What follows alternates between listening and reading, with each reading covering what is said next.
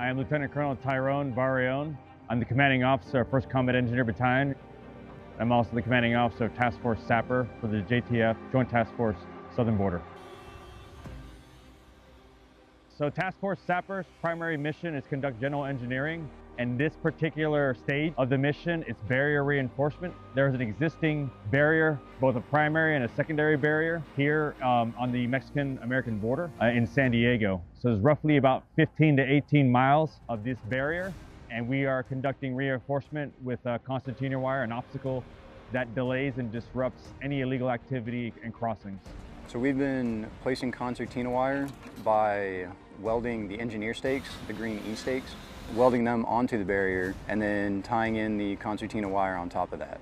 So before we got out here to place a secondary obstacle, illegal aliens were crossing the barrier by cutting segments at the bottom as well as crossing over the top of it. The crossings over the top as well as the crossings at the bottom influenced the design of the barrier and showed us the need for some sort of obstacle towards the ground as well as something closer to the top, but not something so close that they'd be able to easily maneuver over it.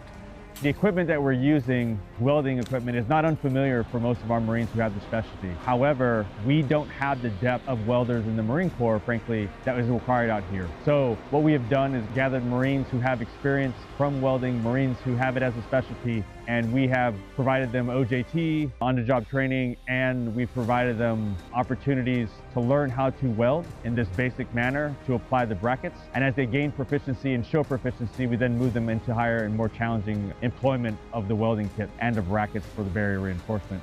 Here, and primarily with 1st Combat Engineer Battalion, one of their training and readiness standards is the installation of concertina wire, triple strand, rows of 11, and we do that as obstacle emplacement in support of the 1st Marine Division. What is new and unique here is that we are now applying it above the deck onto a structure that already exists versus on the ground using E-stakes and pounding them in. And so this is a permanent application of wire to the barrier.